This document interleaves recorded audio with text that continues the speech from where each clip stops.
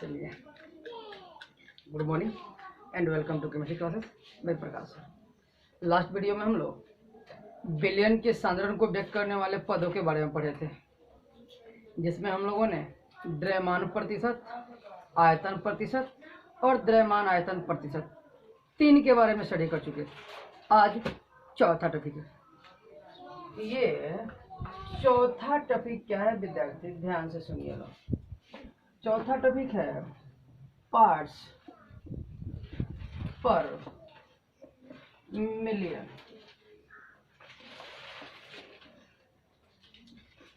Parts पर million.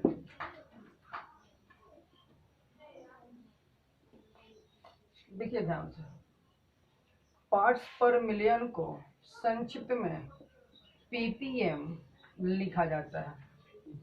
Ppm, parts पर million. देखिए ध्यान से, ये पीपीएम अर्थात पार्ट्स पर मिलियन क्या होता है? पर मिलियन यानी प्रत्येक मिलियन पे। यानी ऐसे आपको पता है कि ये पीपीएम जो है बिलियन के सांद्रण को व्यक्त करने वाला पद है। और कल मैं बताया था आपको कि बिलियन के सांद्रण का अर्थ होता है कि बिलियन की एक निश्चित मात्रा में उपस्थित विलेय की मात्रा। तो सबसे पहले तो हम बिलियन की एक निश्चित मात्रा ले लेंगे, ओके। और ये बिलियन की निश्चित मात्रा में क्या बोल देता हूँ? एक मिलियन बोल देता हूँ, ओके। कितना? हाँ, हमने 1 मिलियन बिलियन ले लिया, ओके। इस 1 मिलियन बिलियन में अब देखना है कि विलेय कितना उपस्थित है। बस उसे ही क्या कह दिया जाता है? पार्ट्स पर मिलियन कह दिया जाता है। ध्यान दीजिएगा, 1 मिलियन बिलियन में उपस्थित विलेय की मात्रा क्या कहलाती है? पार्ट्स पर मिलियन कहलाती है, ओके। कैसे बोलेंगे? 1 मिलियन बिलियन में उपस्थित विलेय की मात्रा क्या कहलाती है? अब सुनिए ध्यान से, ध्यान सुनिएगा। यहाँ विलेय की मात्रा मैंने बोला, न ग्राम बोला न मिलीलीटर बोला। तो क्या यहाँ पे कोई यूनिट बोले हैं कि ग्राम में, कि मिलीलीटर में, या फिर किसी अन्य यूनिट में? नहीं बोला मैंने। तो इसका मतलब हुआ कि भाई यह जो है, ध्यान दीजिएगा, पार्ट्स पर मिलियन जो है उसके अंतर्गत इसमें से कोई भी आ सकता है, तो क्या? अब इस चीज से समझिए आप बात को ध्यान से कि जो आप लोग कल पढ़े थे ना द्रव्यमान प्रतिशत, बोलिए, ये द्रव्यमान प्रतिशत भी इसके अंदर आता है। आप पढ़े थे आयतन प्रतिशत, तो ये आयतन प्रतिशत भी इसके अंदर आता है। और आपने पढ़ा था द्रव्यमान आयतन प्रतिशत, पढ़ा था ना? तो ये द्रव्यमान आयतन प्रतिशत भी इसके अंतर्गत आता है। तो याद रखिएगा कि पार्ट्स पर मिलियन के अंतर्गत ये तीनों आते हैं, ठीक ना? सो जब द्रव्यमान आयतन प्रतिशत वाला केस बनेगा, उसी सेम पार्ट्स और पार्ट्स पर मिलियन का जो मात्रक होगा वो ग्राम प्रति क्या होगा? ml होगा, ठीक ना? इसे कोई कैसे दिया जाता है कि 1 माइक्रोग्राम प्रति ml को ppm में कन्वर्ट करें, या कन्वर्ट क्या करें बाबू, ये उसी के इक्विवेलेंट है, ठीक ना? तो याद रखिएगा कि ये जो है अपना ना, ये ग्राम प्रति ml ppm का मात्रक होगा, ओके। तो पार्ट्स पर मिलियन का मात्रक क्या होगा? लेकिन ये तब होगा जब वो किस सेंस में व्यक्त किया जाएगा? लेकिन द्रव्यमान प्रतिशत और आयतन प्रतिशत के सेंस में कभी इसका कोई मात्रक नहीं होगा। आइए, फिर आपके दिमाग में चल रहा होगा कि सर जब हम वो तीनों पढ़ ही चुके थे, तो फिर एक नया टर्म देने की आवश्यकता क्या थी जिसके अंदर ये तीनों आ ही जाते हैं? कुछ तो उद्देश्य होगा, तभी तो इसका नाम अलग पड़ा। आइए देखिए, ये पहले तो मैं आपको पार्ट्स पर मिलियन का फॉर्मूला बताता हूँ। क्या मैंने बताया? तो विलेय की मात्रा बटा बिलियन की, देख बहादुर, मैं यहाँ भी मात्रा लिख रहा हूँ। अब मात्रा में हम ग्राम में बोल सकते हैं, मिलीलीटर में बोल सकते हैं, इंटू 10⁶। याद है पहले 100 ग्राम पे ले रहे थे, 100 मीटर पे ले रहे थे, तो पूरा 100 लिख रहे थे। और इसमें क्या है, यहाँ मिलियन है, वहाँ परसेंट ले रहे थे। अब बताओ यहाँ हो गया क्या चीज, मिलियन। मिलियन के लिए 10 के पावर 6। तो ध्यान देना बाबू, ये आखिरकार जो पीपीएम है अर्थात पार्ट्स पर मिलियन है, वो काहे के लिए किया जाता है। तो बाबू पार्ट्स पर मिलियन वैसे बिलियनों के लिए उपयोग किया जाता है जिसमें उसके घटक की मात्रा अति क्या हो बाबू, सूक्ष्म हो, बहुत कम हो, अल्प हो। यानी बिलियन के अधिक मात्रा में उपस्थित उसके घटकों के अति अल्प मात्रा को व्यक्त करने के लिए किसका उपयोग किया जाता है। जैसे जैसे जैसे वायुमंडल वायु है ना भाई, तो उसमें वायु का विशाल आवरण है। और इस विशाल आवरण में जो प्रदूषक है, प्रदूषक समझते हैं ना, पॉल्यूशन समझते हैं ना, तो बताओ ये जो प्रदूषक है उसकी बहुत ही कम मात्रा होती है, उसी की अति अल्प मात्रा को व्यक्त करने के लिए किसका उपयोग किया जाता है। तो अब तो बात समझ में आया कि ये तो जो मतलब मेजर थे, मेजर कंपोनेंट्स को रिप्रेजेंट करने के लिए हम इसका उपयोग करते थे, लेकिन बहुत ही सूक्ष्म माइक्रो, तो उनको रिप्रेजेंट करने के लिए हम किसका उपयोग करते हैं। अब बात समझ में आ गई कि पीपीएम का यूज कहाँ होता, कहाँ होगा। तो पीपीएम पार्ट्स पर मिलियन का यूज होगा कि किसी बिलियन के घटक की अति अल्प मात्रा को, यानी बहुत अधिक बिलियन में उपस्थित किसी घटक की अति अल्प मात्रा को रिप्रेजेंट करने के लिए किसका उपयोग किया जाता है। चलिए जैसे मैंने बता दिया, जैसे वायु में प्रदूषक की मात्रा, ओके, वायु में प्रदूषक का सांद्रण रिप्रेजेंट करने के लिए किसका उपयोग होगा, या फिर जल। हम लोग जो वाटर लेते हैं बाबू, जल में उपस्थित फ्लोराइड की मात्रा, किसकी मात्रा, फ्लोराइड। यस, इस जल में उपस्थित फ्लोराइड की मात्रा को रिप्रेजेंट करने के लिए भी हम लोग किसका उपयोग करते हैं, पार्ट्स पर मिलियन का। देखिए जल में यदि फ्लोराइड की मात्रा 1 ppm हो तो ये हमारे दांतों के मजबूती के लिए आवश्यक होता है फ्लोराइड की मात्रा। लेकिन कहीं गलती से जल में यदि 1.5 ppm फ्लोराइड उपस्थित हो जाए तो ये दांत क्षरण के लिए और दांतों में पीलापन उत्पन्न करने के लिए उत्तरदायी हो जाता है ना। तो यहाँ सोच के देख सकते हैं आप कि 1 ppm फ्लोराइड की मात्रा जल में हमारे लिए उपयोगी है और 1.5 ppm हमारे लिए हानिकारक है ना। तो हम लोगों ने क्या देख लिया यहाँ पे कि जल में उपस्थित फ्लोराइड की मात्रा को रिप्रेजेंट करने के लिए किसका उपयोग किया गया, पार्ट्स पर मिलियन का। यही नहीं बाबू, जो टूथपेस्ट होता है ना,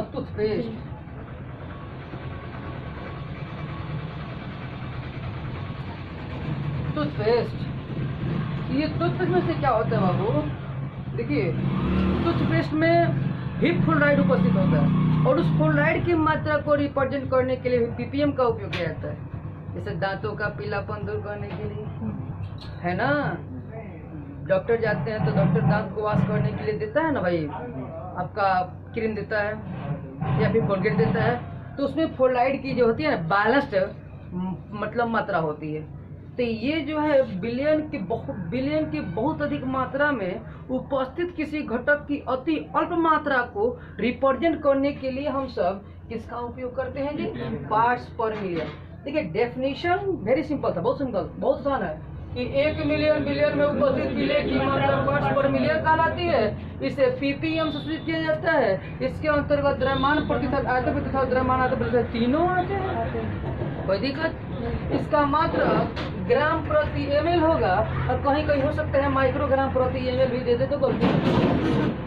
फिर देखिए यहाँ पार्ट्स पर मिलियन का फॉर्मूला हो गया कि पार्ट्स पर मिलियन इक्वल होगा बिलियन की मात्रा बटा बिलियन की मात्रा गुणे 10 के पावर 6। और जब पूरा कहानी हो जाए तो अंत में लिखेंगे नोट क्या भाई, नोट में पहला पॉइंट लिखेंगे हम लोग। पहला पॉइंट ऐसे लिखेंगे कि जी बिलियन की विशाल मात्रा में या बिलियन की बहुत अधिक मात्रा में उपस्थित किसी घटक की अति अल्प मात्रा को व्यक्त करने के लिए पार्ट्स पर मिलियन का उपयोग किया जाता है। ओके, जैसे ये दूसरा पॉइंट में लिखेंगे, दूसरा पॉइंट में कि वायु या वायुमंडल में प्रदूषक की मात्रा, वायुमंडल में प्रदूषकों की मात्रा को व्यक्त करने के लिए पीपीएम का उपयोग किया जाता है। तीसरा पॉइंट, जल में उपस्थित फ्लोराइड की मात्रा को पीपीएम का उपयोग किया जाता है। या टूथपेस्ट में फ्लोराइड की मात्रा को व्यक्त करने के लिए इतना से तक कॉन्सेप्ट क्लियर हो ही जाएगा। और क्या रखा है इसमें, बात समझ में आ गई? चलिए तो नोट कर लिया जाए, लिखिए पीपीएम का फॉर्म डेफिनेशन, पार्ट्स पर मिलियन का परिभाषा।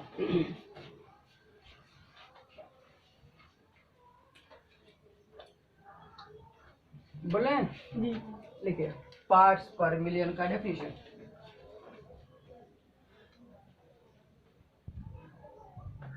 लिखिएगा 1 मिलियन बिलियन में उपस्थित, थोड़ा फास्ट लिखिएगा लोग। 1 मिलियन बिलियन में उपस्थित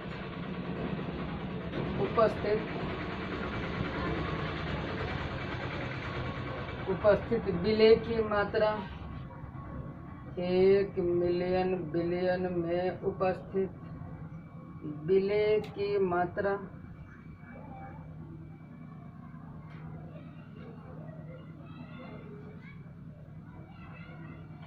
विलेय की मात्रा को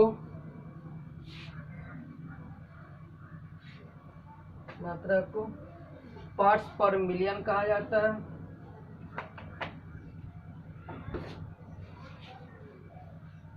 पार्ट्स पर मिलियन कहा जाता है। इसे संक्षिप्त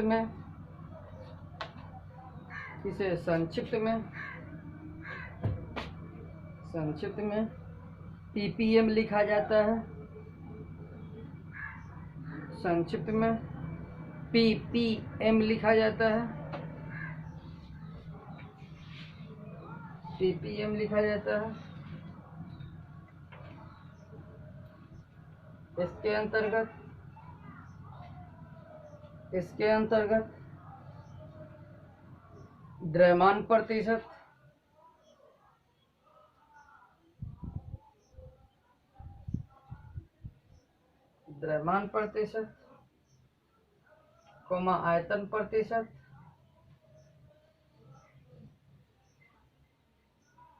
आयतन प्रतिशत, एवं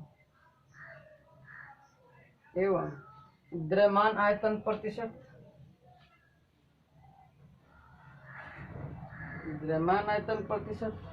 तीनों आता है।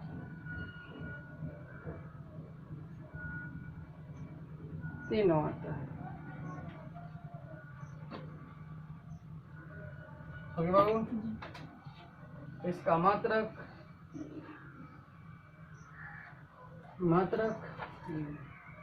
बाबू ग्राम प्रति एमएल लिखा दें। उसके आगे माइक्रोवाट जुड़ेगा तो घबराइएगा नहीं ना, क्योंकि माइक्रोवाट प्लस 10 का -6 होता है। चलिए, इसका मात्रक ग्राम प्रति एमएल होता है। ग्राम प्रति एमएल होता है। हो गया, लिखिएगा इसका उपयोग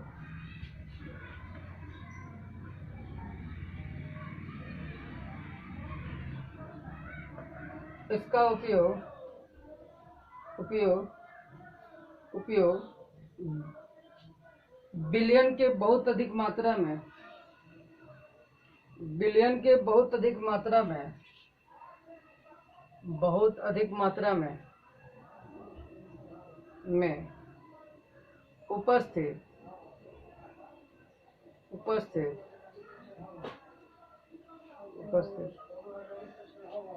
उपस्थित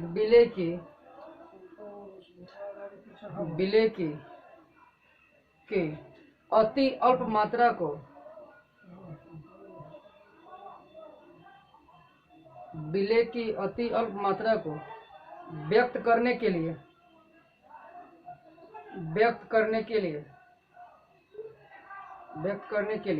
उपयोग किया जाता है। वीडियो को रोक करके इसको नोट कर लीजिए। हाँ देखिए, इसको तो फॉर्मूला नोट कर लिए। अब नोट में लिखिएगा पहला पॉइंट।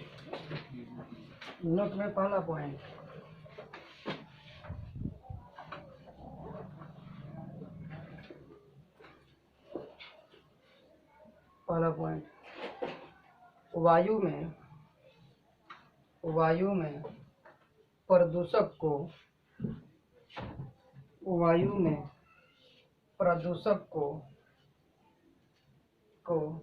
व्यक्त करने के लिए पीपीएम का उपयोग किया जाता है।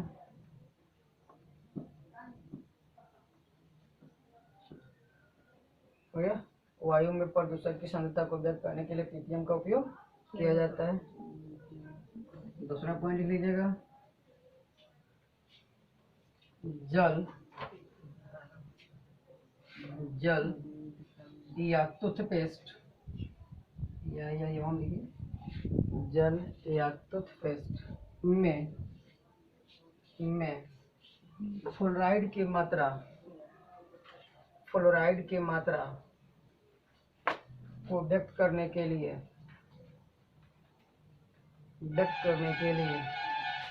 पीपीएम का उपयोग किया जाता है।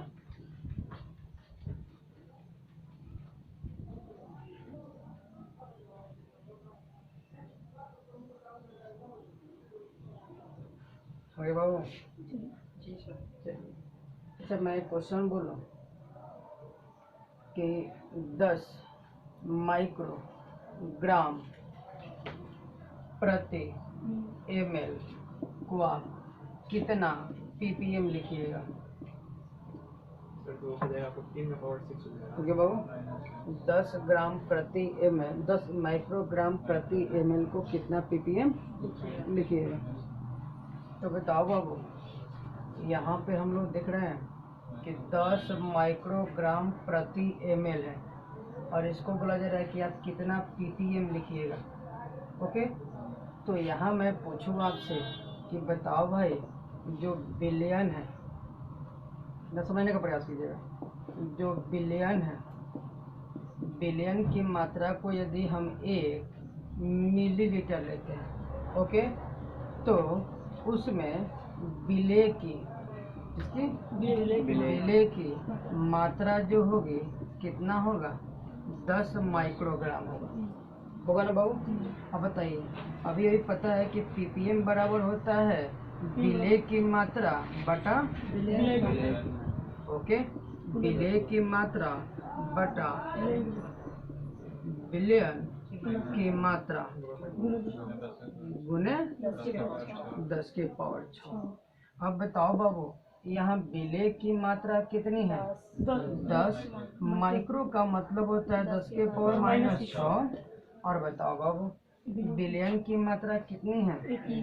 1 गुने 10 के पावर कितना है? तो 10 के पावर 6, 10 के पावर 6 समाप्त। अरे कट क्या गया? 10 के पावर 0 हो जाएगा। 10 के पावर 0 का वैल्यू है, यानी कि 10 का 10 मिलेगा। तो ये पार्ट्स पर मिलियन कितना हो गया? 10 ppm, यानी कि 10 माइक्रोग्राम प्रति ml को हम लोग 10 ppm बोल सकते हैं। हम चाहते तो यहाँ डायरेक्ट लिख सकते थे, लेकिन आपको समझाने के लिए पूरा प्रोसेस अपनाएं। बात समझ में आई? तो अब विद्यार्थी यदि कहीं दे कि 0.2 माइक्रोग्राम प्रति ml बराबर कितना ppm होगा, तो सीधा वही उठा देंगे आप। बात समझ में आई? तो उम्मीद करता हूँ कि ये भी कभी क्लियर हो गया। तो जल्दी से इसको नोट कर लीजिए, आप रख दे, वीडियो को रोक करके नोट कर लीजिए।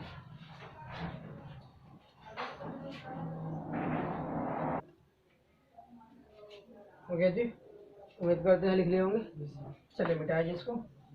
अब हम लोग का जो चौथा सांद्रण को व्यक्त करने वाला पद था ppm अर्थात पार्ट्स पर मिलियन, वो समाप्त होता है, ठीक है ना?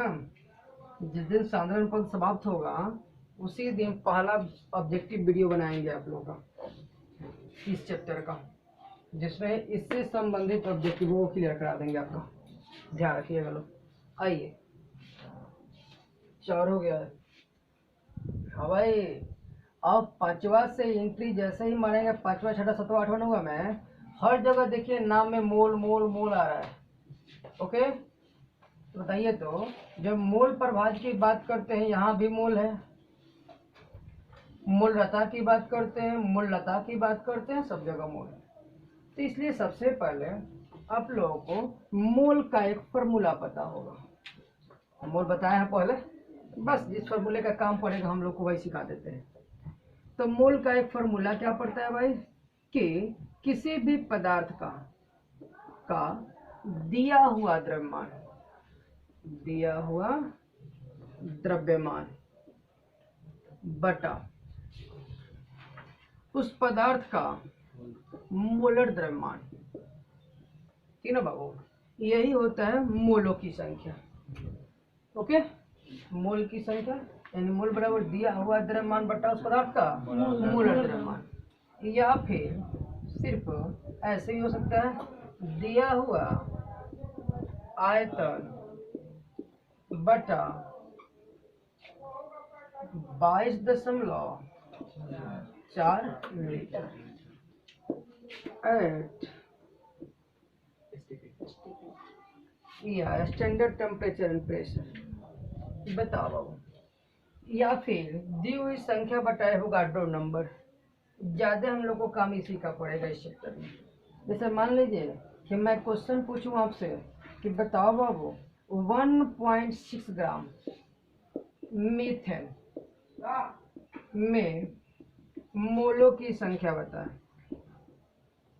मोलों की संख्या या बताएं। तो देखिए, जैसे ही कहा मोलों की संख्या बताएं तो आपका सीधा सा जवाब होना चाहिए कि दिया हुआ द्रव्यमान बटा मोलर। तो मीथेन का दिया हुआ द्रव्यमान कितना है 1.6 ग्राम, और मीथेन का मोलर द्रव्यमान निकाल देंगे। देखिए तो यहाँ से हम बोल देते हैं मोलों की संख्या बराबर होगा, तो दिया हुआ द्रव्यमान 1.6 है, हो गया दिया हुआ द्रव्यमान बटा मोलर द्रव्यमान। अब बताओ मीथेन का फॉर्मूला कितना होता है CH2।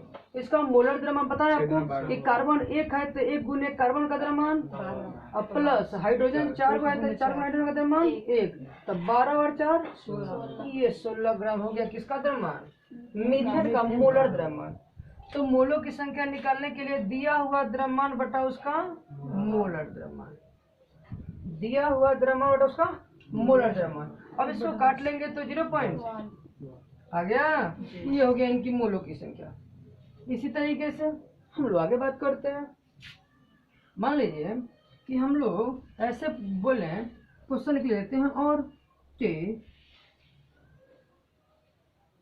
90 ग्राम जल में ग्राम अणुओं की संख्या बताएं।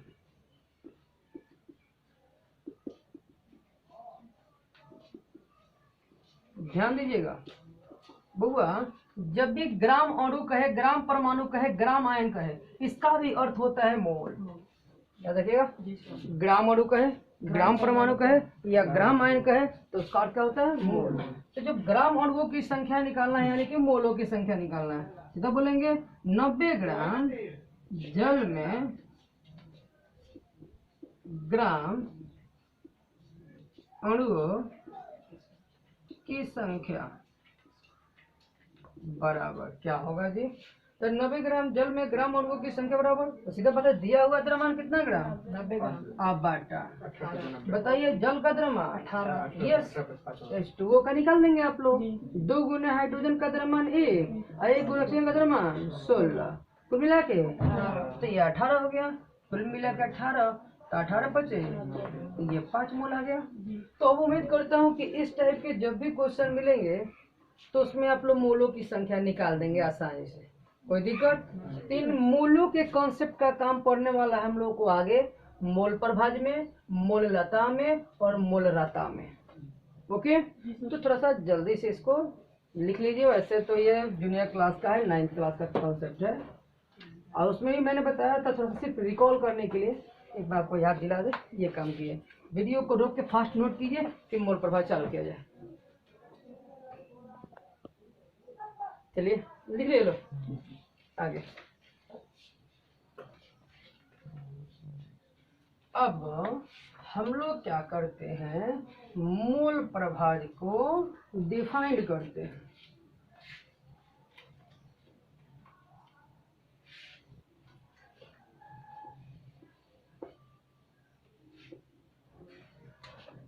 देखिएगा ध्यान से क्या है।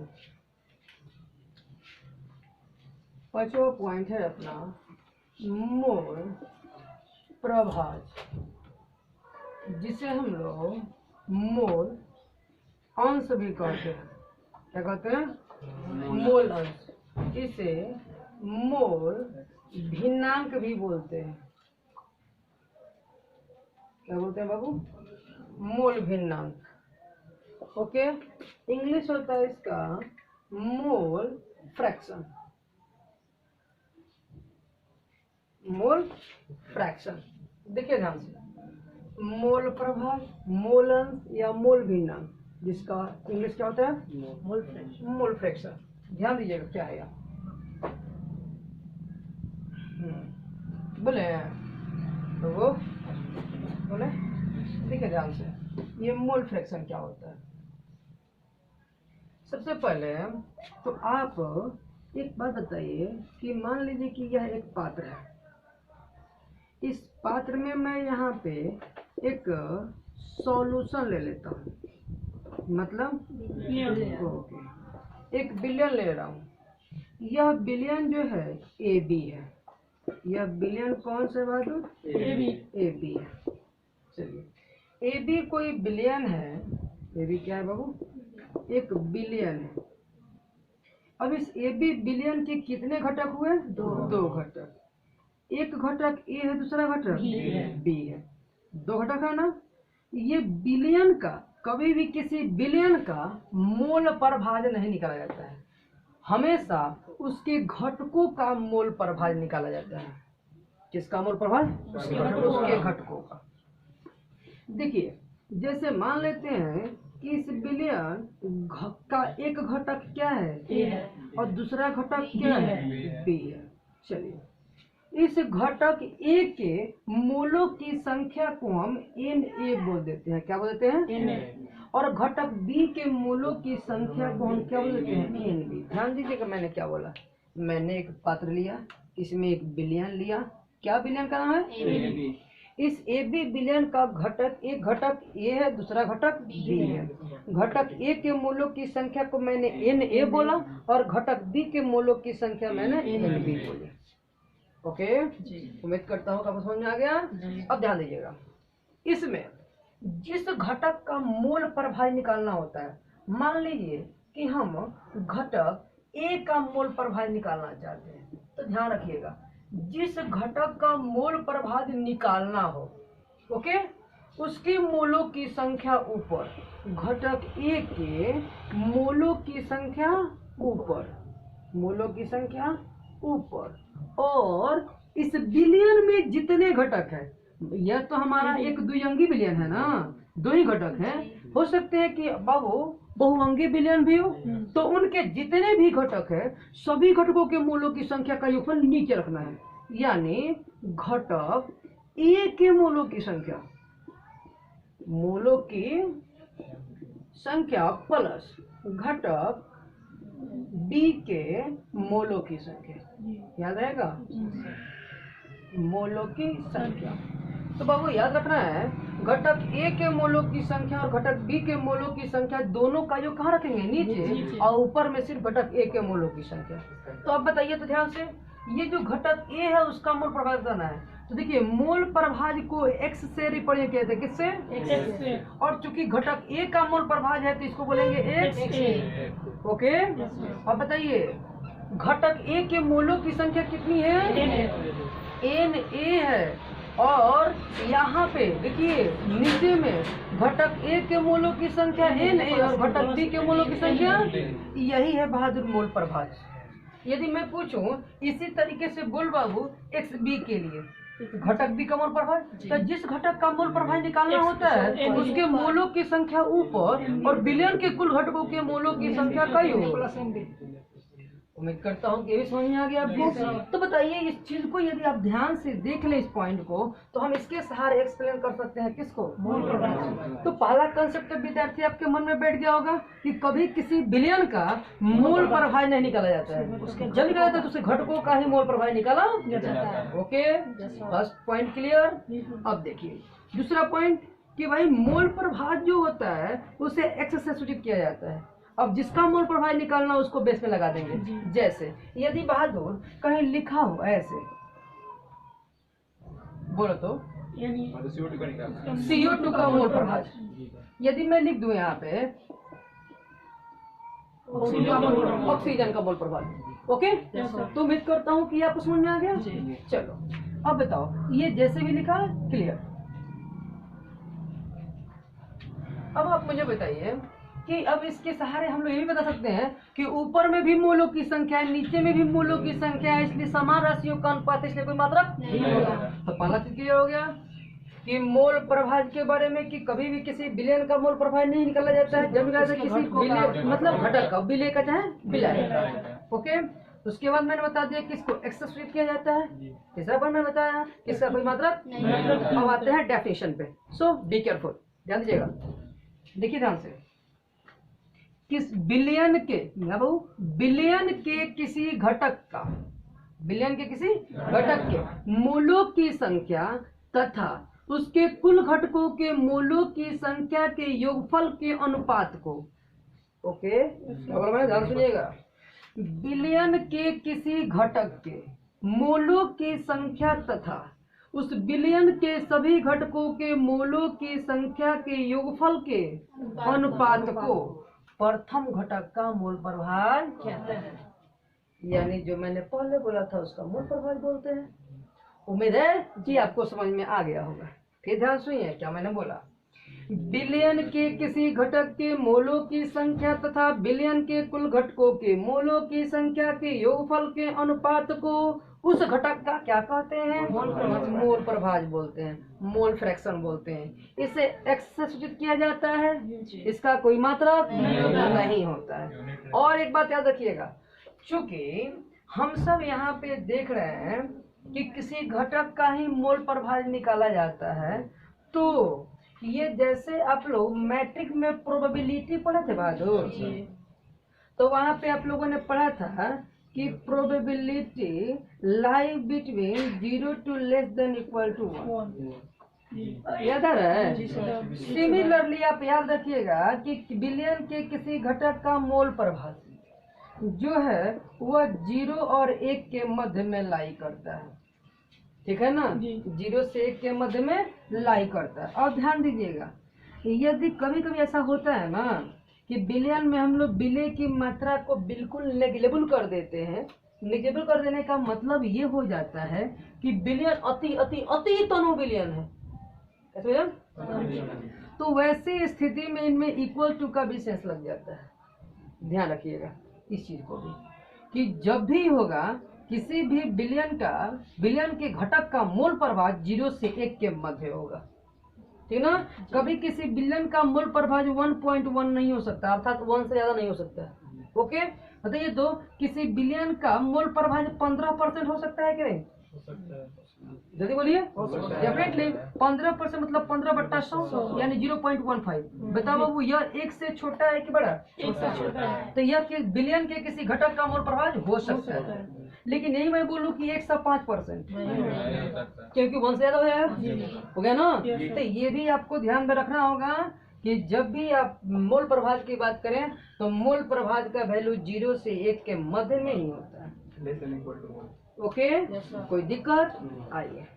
अब तनी अति तनु बिलियन जानते हैं लोग, बोलिए सांद्र बिलियन, तनु बिलियन, अति तनु बिलियन, इस सब का भी कंसेप्ट पता होना चाहिए, ओके। आइए, तो ये इस तरीके से हम लोगों ने समझा तो दिया।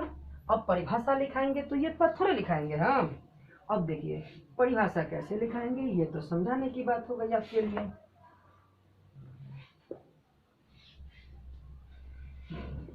देखिएगा,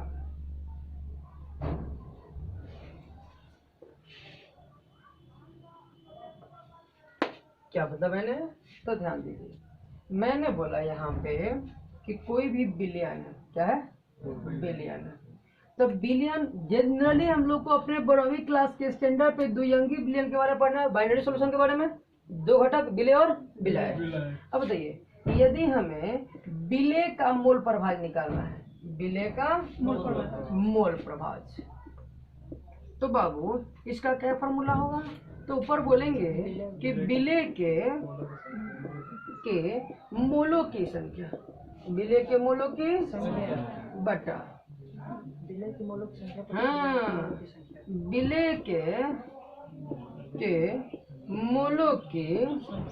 संख्या प्लस विलायक के मूलों की संख्या।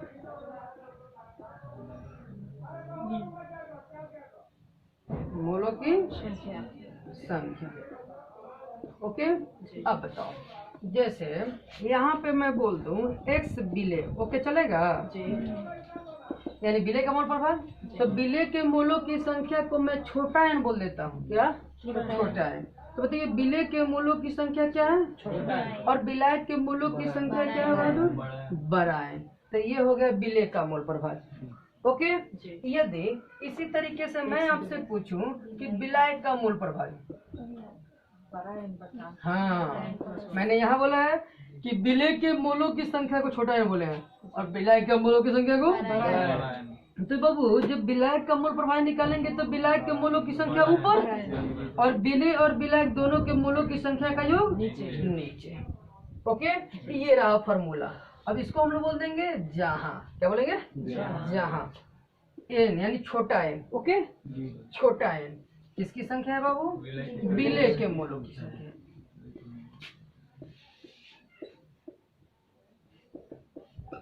अच्छा, और बड़ा n विलायक के मूलों की संख्या।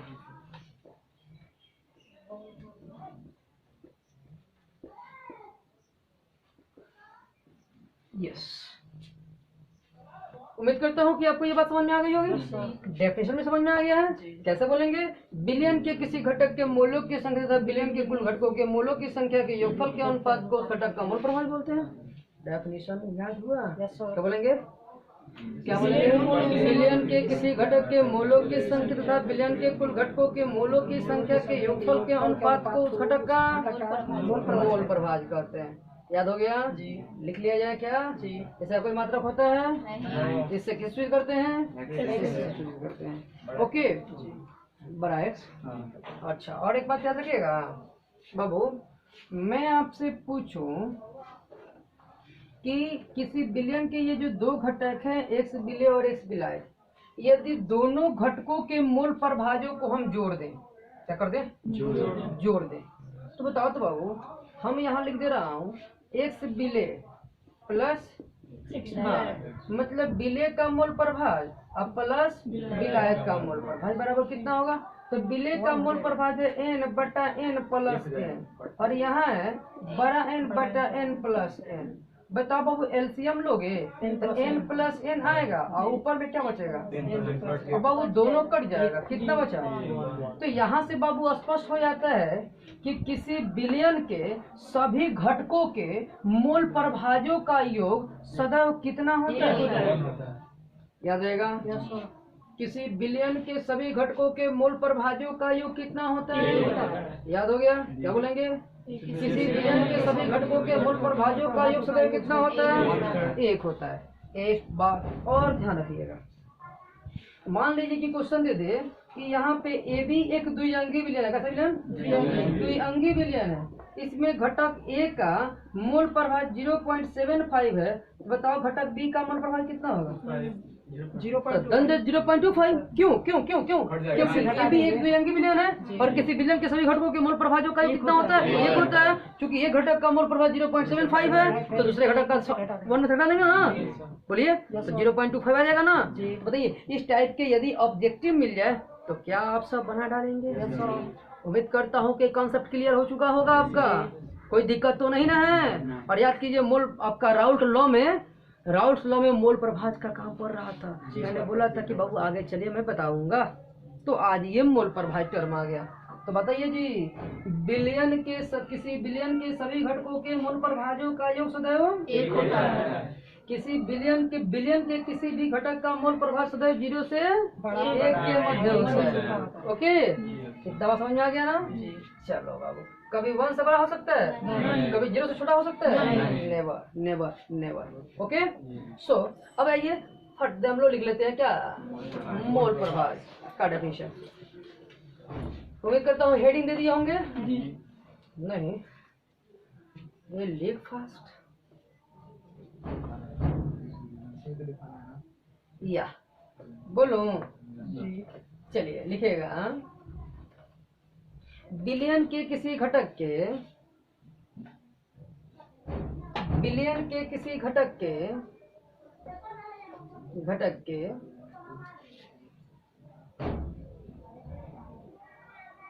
बिलियन के किसी घटक के मोलों की संख्या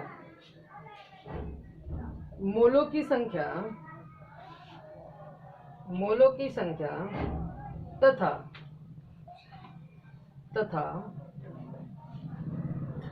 बिलियन के सभी घटकों के मोलों की संख्या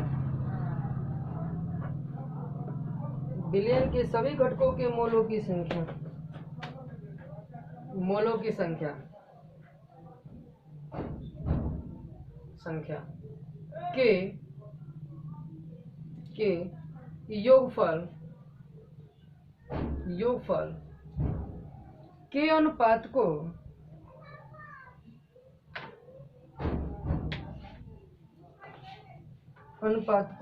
उस घटक का मोल प्रभाज कहते हैं। उस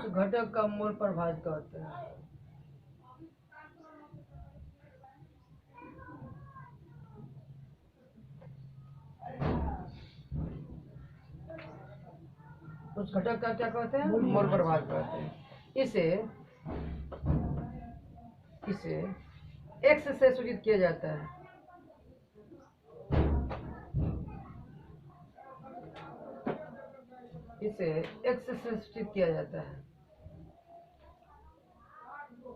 इसका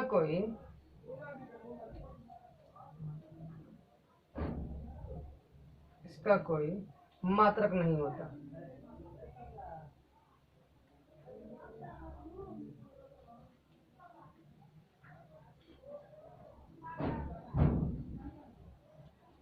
इसका कोई मात्रक नहीं होता। हो गया। इसका मान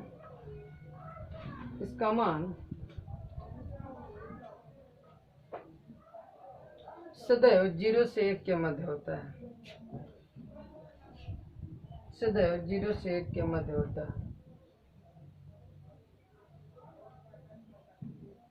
होंगे बात हो। अब आप काम करेंगे।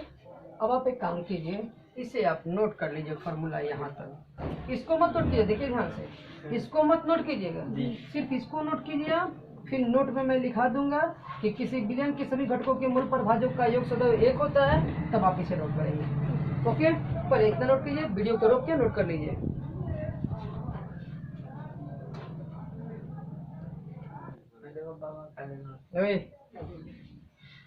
बाबा बड़े मंत्र पढ़ाता।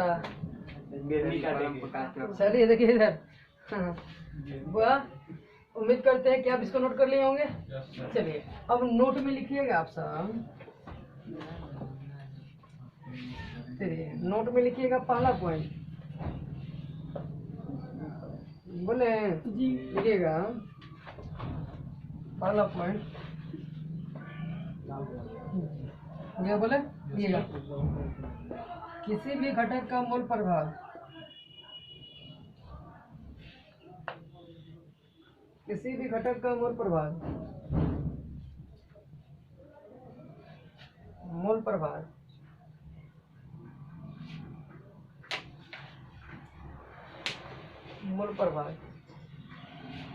सदैव 0 से 1 के मध्य होता है। 0 से 1 के मध्य होता है।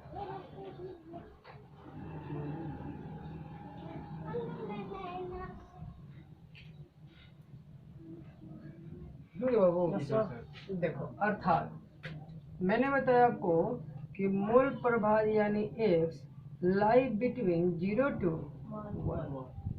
ओके, यही बात यदि अति तनु बिलियन के साथ हो जाए बाबू, किसके साथ? अति तनु बिलियन। यस, अति तनु बिलियन याद रहेगा। तो हम लोग यदि अति तनु बिलियन की बात कर दें तो अति तनु बिलियन के लिए घटना क्या होगी समझिएगा। हाँ, ये 0 और 1 में भी हो सकता है। क्यों? क्योंकि अति तनु बिलियन में जो है ना, विलय की मात्रा को विलायक की अपेक्षा काफी नगण्य माना जाता है, बहुत कम माना जाता है। ओके ओके, उम्मीद करता हूँ क्लियर। चलो ये हो गया, नोट कर लीजिए इसको। दूसरा पॉइंट,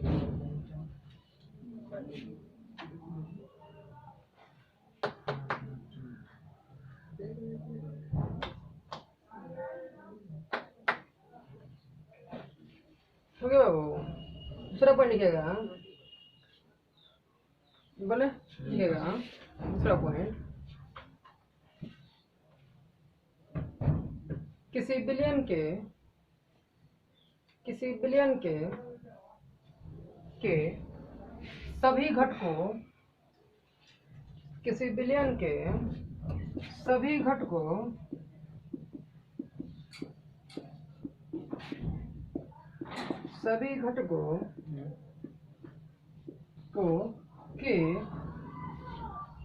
घटकों के मूल प्रभाजों का योग, सभी घटकों के मूल प्रभाजों का योग सदैव एक होता है, सदैव एक होता है। ओके, अब इसमें ही बोल देंगे यहाँ पे हम लोग क्या, अर्थात मान लीजिए कि कोई बिलियन है जिसके घटकों की संख्या वहाँ कै गो है जी, 2 गो। क्यों? हम बोल देते हैं कि इसके घटकों की संख्या जो है बाबू कितने हैं, n घटक है, तो उनके सभी घटकों के मूल प्रभाजों का योग कितना होगा, इसको नोट कर लेंगे ऐसे। और यहाँ पे प्रूफ लिख करके इसको नोट कर लेंगे द्विअंगी बिलियन के लिए। ओके, प्रूफ किसके लिए, द्विअंगी बिलियन, द्विअंगी बिलियन के लिए। ओए लो देखो इधर, प्रूफ में द्विअंगी बिलियन लिख करके और इसके नीचे इन्हें नोट कर लेंगे, हो जाएगा काम। बस वीडियो को रोक करके नोट कर लीजिए इसको। रोकना क्या है भाई, लंबा वीडियो जाएगा जी सर, रहने देते ही इतना पे ही रखने दिया जाए। ठीक है, आज के लिए इतना ही। जय हिंद, जय भारत। ओके।